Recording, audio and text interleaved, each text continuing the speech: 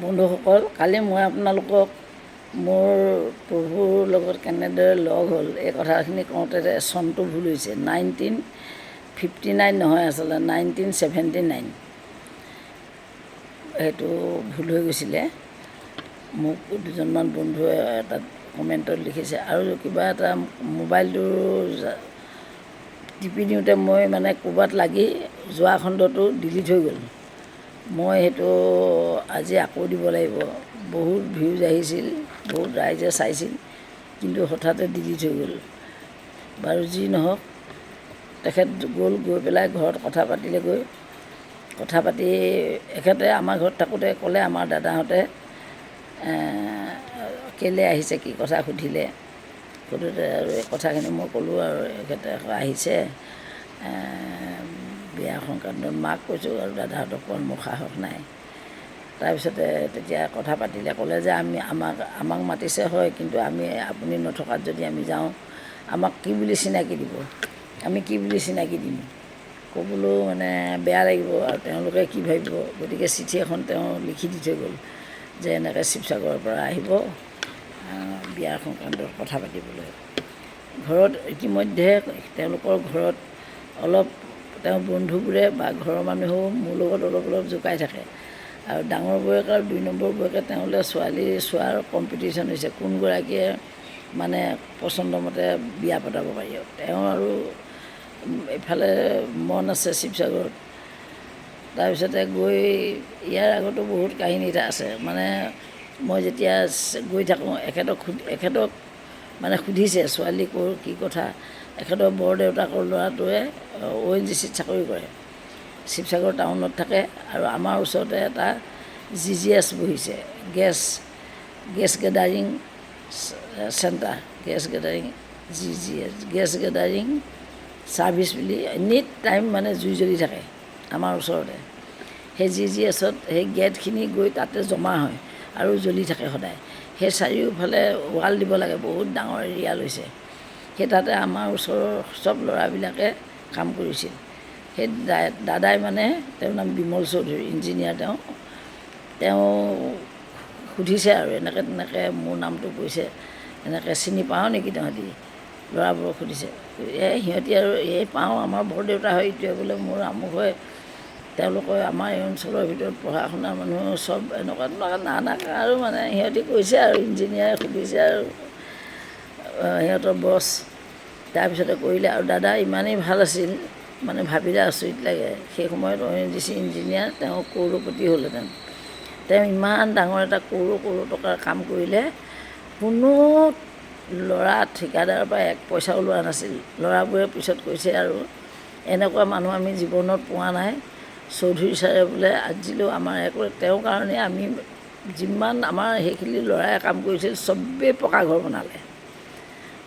Plaster কৰি ডাঙৰ ঘৰ নহয়, 4টা 3টা এনেকৈ ৰুম প্ৰত্যেকেই বনাইছে আৰু মুঠতে ধনী কৰি থৈ আহিলে সেইখিনি ল'ৰাবিলাকক, চবেই কৰি থাকে। যি হওক, তেওঁ মানে খবৰটো লৈ তেতিয়াকৈ ক'লে। তেওঁ আকৌ তাৰপিছতে যোৰহাটলৈ ট্ৰেন্সফাৰ হ'ল, যোৰহাটলৈ অহা যোৱা কৰে। তেওঁ যিখন বাছত অহা যোৱা কৰে, মোৰো এই যোৰহাটৰ আগতে তিয়ক বুলি ঠাইডোখৰতে মই নামি অকণমান সোমাই যাব লাগে, সেইখন বাছতে আহে। তেওঁ কৈছে এনেকৈ আহে বোলো, মানুহ ছোৱালী এগৰাকী তিয়কতে নামে সদায় মই দেখোঁ বলিয়াঘাটত উঠে। তাৰপিছতে সদায় তেওঁ লক্ষ্য কৰে মানে মোক, কৈছে মই দেখোঁ ছোৱালীজনী ভালেই, সদায় নামা দেখোঁ এনেকৈ যেতিয়া ক'লে চব ফালৰ পৰা হেৰি হৈছে আৰু তেওঁৰ ভাগিনীয়েক এজনী ডাঙৰ বায়েকৰ ছোৱালী মোৰ লগত একেলগে চাকৰি এপইণ্টমেণ্ট হৈছে, সেইফালেও বাৰু চিনি পোৱা। গৈ তাৰপিছতে সেই সূত্ৰেও হ'ল, সেই ককায়েকো আহিছে, বৌয়েক আহিছে, গোটেই সোপা আহিছে আৰু 10-12টামান মানুহ আহিছে, 2খন গাড়ী লৈ আহিছে। আহি পেলাই সেইদিনা আমাৰ ঘৰত মানে ৰিং চেৰিমনিৰ বাদে তাৰ আগতে আমাৰ দাদাহঁতক মাতি গ'ল। দাদাহঁত আহিলে গুৱাহাটীলৈ, আহি চাহ চিনাকি দেখুৱালে। তেওঁলোকৰ ডাঙৰ ভতিজাক ডক্টৰটোৱে চালে, ক'লে যে এতিয়াতো আমাৰ খুৰাৰে হেণ্ডৰাইটিং হয়, ঠিক আছে আপোনালোক আহিছে। তেওঁলোকে আলপৈচানখিনি ধৰিলে আৰু সেইদিনা থাকি পিছদিনা আৰু গুচি আহিলে। ক'লে যে এতিয়া মানে ৰিং চেৰিমনি কৰিবলৈ তেওঁলোক যাব।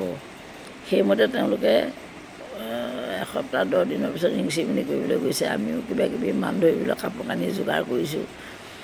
তেখেতসকলকো ভাল ধৰণে আমাৰ ঘৰৰে ফিচাৰীৰ মাছ এনেকৈ চিকেন টিকেন আনিছোঁ, তেনেকৈ খুব মানে ভাল ধৰণকৈ খুৱাইছোঁ আৰু তেওঁলোকে কৈছে আৰু ফিচাৰীৰ মাছ মানে যিমান পাৰিছে খুৱাইছোঁ আৰু ভালকৈ। তাৰপিছতে ঘৰৰ চাৰিওফালে দেখিলে আমাৰ ডাঙৰ নামঘৰ আছিল তেতিয়া দিনতে, সেই মোৰ 90 চনত বিয়া হৈছিল, তাৰ আগতেই দেউতাই ডাঙৰ নামঘৰ বনাইছিল। নামঘৰ চামঘৰ চালে, ডাঙৰ ভঁৰাল, ডাঙৰ মানে কাঠৰ চিলিঙি দিয়া হেৰি, তেওঁলোকে মানে ভাল পালে আৰু আমাৰ ঘৰখন গোটেইখিনি চাই। তাৰপিছতে আৰু চাই আহিলে আৰু আহি ক'লেহি ঘৰত আৰু ককাইহঁতেও ভাল পালে, পাই আৰু এতিয়া আৰু বিয়াৰ আয়োজন কৰি আৰু এখেতৰ গোটেই গুৱাহাটী আৰ্টিষ্ট গিল্ডৰ ডেকা ল'ৰা সভা, ইউনিভাৰ্চিটিৰো আছে, ওচৰৰ গোটেই ফেমিলি যিমান আছে আৰু চব গৈছে আৰু ডাঙৰ বাছ এখন লৈ, টুৰিজিমৰ বাছ লৈ গৈছে। তাৰপিছতে গৈ আৰু বিয়া হ'ল। এখেতে বৰ কষ্ট কৰি বহুত পইচা খৰচ কৰি বিয়া পাতি আনিছে মোক। কেতিয়াবা তেওঁ চাওঁ, তেওঁ নোহোৱা হ'লে হয়তো মোৰ বিয়া নহ'লেহেঁতেন।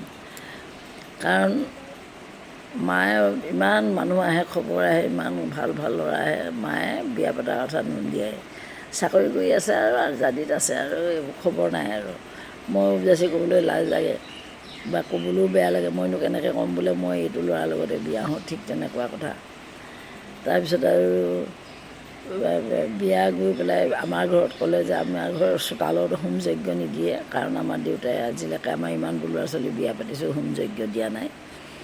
আৰু আমি তেতিয়া ক'লে যে ইয়াতে ঠিক আছে, আমি ইয়াতে দৰা কইনা আহিব, আমি প্ৰাৰ্থনা চাৰ্থনা গাই আৰু বিদায় দিম, মাল্যাৰ্পণ কৰি আপোনালোকে তাত যি কৰে কৰিব। আৰু তাত মানে বিবাহ বাহৰ এটা শিৱসাগৰ টাউনতে এটা বিবাহ বাহৰ লৈছে, বেচেৰাই বহুত খৰচ কৰিছে। তাৰপিছত আমাৰ ঘৰত গাইছে, তাতে খেলৰ গণ্ডগোল হ'ল, যে বামুণীয়া কৰিব, হোম যজ্ঞ দিব, গতিকে আমি নাথাকোঁ। খেলৰ গণ্ডগোল হোৱাৰ কাৰণে আনকি মানুহক খোৱাখিনি বিলাবলৈও মানুহ নাইকিয়া হ'ল।